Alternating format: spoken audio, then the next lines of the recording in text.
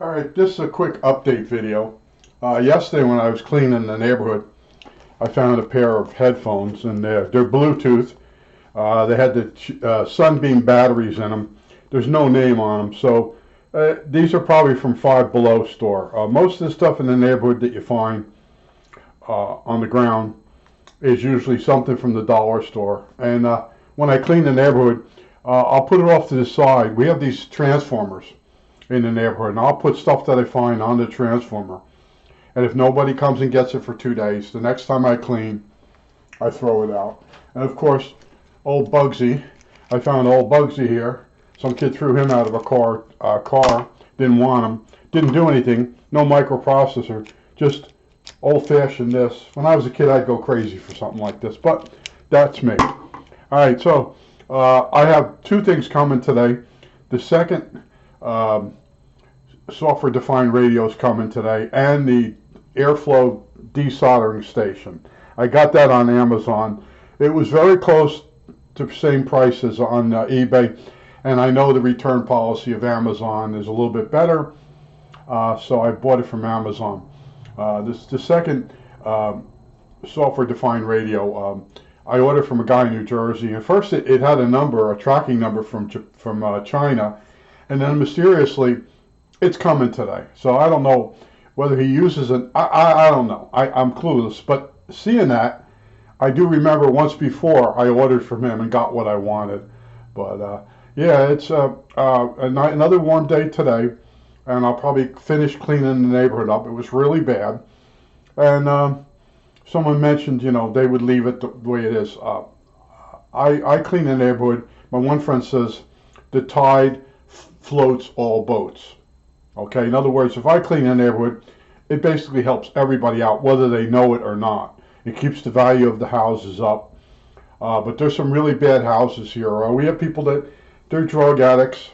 The state takes their children from them, and we have all kinds of stuff in this neighborhood. And you can't fix stupid. Okay, that's what I've learned, and I told you that basically I learned to just smile and wave and say hi to someone, and to keep walking if I don't like their nonsense. Okay, they don't like my nonsense. A lot of people I can't relate to them because I work on electronic projects to kill time. Right? I don't sit and drink. I don't sit and eat. I have a different lifestyle than most people. Being single, yeah, it's just different, okay? And the free time is a killer, okay? Now, when the warm weather comes, I sit outside, and the neighbors come over, and we hang out until it gets dark. So that kills almost the last few hours, okay? It gets dark later, so when you get in the house, it's like 8 o'clock. So I go to bed at 9, so it's not as bad. But wintertime, I can stay busy as I can. And then I start to get really tired. And then I sit down in a chair. I got the computer on. And look at the clock, and it's 2 hours. And I want to tell you, those last 2 hours creep so slow. It's unbelievable. It's mind-boggling. It's like time slows down. And then the other thing, too, is when I lay in bed in the morning, I always say to myself, I'm going to stay in bed just a little bit longer. And I lay there, and then I feel guilty. I get out. I look at the clock. It's within 2 minutes of when I normally get up. Okay? Time slows down when I'm laying in bed. Now, when you worked, you'd hit the alarm button for 10 minutes more, and you'd swear as soon as you hit it, as soon as you rolled over, it rang again. Time went faster when you worked. Time becomes more valuable when you work. Okay? That's why you enjoy your hobbies more when you can't get to them. All right? And a lot of people, when you talk to them, they keep buying stuff for the hobby, but they never get to it. And then the stuff they buy becomes obsolete. I watched that with the fish tanks. Guy will keep telling you, I have a 50-gallon tank in the garage, and then you talk to him long enough, and you never put water in it, and it's got a metal rim on it, and you're like, that's an old Metaframe. Yeah, it's a really good tank. I said, it's gonna leak when you put water in it. What do you mean? I said, those tanks use like a tar material, and if you don't keep water in them, over a period of years, they actually dry and crack. So then the guy Goes home, he looks at the fish tank, he comes in, he says, well, who can I get to recork it?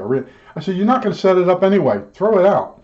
Well, I bought it a couple years ago. It's too late for it, you know. But and then different other hobbies like fishing, they changed the fishing rods to, they went from carbon fiber, fiberglass, carbon fiber. God only knows what they're using now. But you can still fish with them. But if you're in a group of people, they'll pick on your fishing rod because it's older. That's how it really works. The dynamics of your pals. The people that after you get to a certain age, you'll never see them again. But you go through this. Everybody goes through it. Buying a car. I used to buy a car to get me from point A to point B. And I bought, a lot of times I bought a 4-door so I could put televisions and stereos in the back seat easily. And then we'd always use my car for lunchtime because the other guys couldn't afford to keep gas in their car. And I had the room in my car because it was a 4-door. And there's things along the way that if I could go back, I would change. Okay, there's certain things you won't change because you are who you are, but you're not going to get to go back with what you know. If you know, time could be a loop, and I could have made this video 1,000,000 times before. That's the sad part of this. But in other words, just updating you what I'm working on and what I'm going through, and you know, it's. Like the one guy said about cleaning the neighborhood, but it does make it look nicer. And I have a Wawa up the street, and I have a shopping mall around the corner. So people, when they buy stuff like Wawa, they're driving along in the car, and they're eating because they have to go to work. And they constantly, Wawa gives you a lot of paper, you know, a lot of little, those little plastic boxes that the food comes in. And they're driving along, and they throw it out the window. But a lot of times it's just the extra amount of wrapping. They don't throw out they don't throw out the little box the food comes in. That falls out somewhere else. Now Lancaster City and the outside area, they were complaining on the news how bad the garbage has gotten. And when I first got here, I didn't notice any. You know, I pick up in front of my house. I walk around the neighborhood and I pick it up, but it wasn't that bad. It's gotten worse because people care less now. They just care less. They really don't care about being a part of the system, you know. A lot of people want to throw the baby out with the bathwater. You're supposed to improve the system, not start over. But there's a lot of anarchists, and these are people that have no real clue about anything, but they know they want to undo the system, but they have no system to put in place. And these are the underachievers in life, the guys that want to have guns, they're underachievers, okay? They're not connected to society in any way, shape, or form. And you can see that when they got arrested from, what was it, January 6th? Some of the misfits that they found, and some of the misfits are from out here. And then you see a couple blurbs about the guy being arrested for certain things. He doesn't care about other people. He only cares about himself. And given the chance to change things, he wouldn't know how to change them. And you know, you realize as you get older, if you don't have strokes and you don't go senile, you really look at life and you start looking at people and realizing you can't help them. Okay? It's like all those, the one guy mentioned the vagrants in California. All those people, most of them are drug addicts, and they've given up.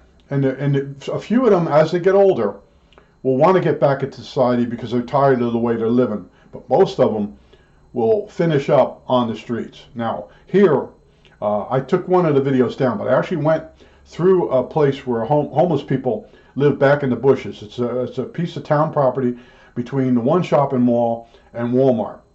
And I went in through there and videotaped it. And the guy had beer cans there, thousands of beer cans. Okay? Now, he'd come out and he'd stand out in the path and make believe he wasn't homeless. And he would eat peanut butter and jelly sandwiches. Well, he died. His body, they found his body on the other side of town behind a Target store by the dumpster. And as soon as I saw it in the paper that they found a body, I'm like, you know, I haven't seen that homeless guy. Well, 2 days later, article was the sister of the homeless guy over by me realized he was missing. And that's the same thought I got. And in other words, she went and gave them his dental records. And by the third day, they knew it was him that was dead.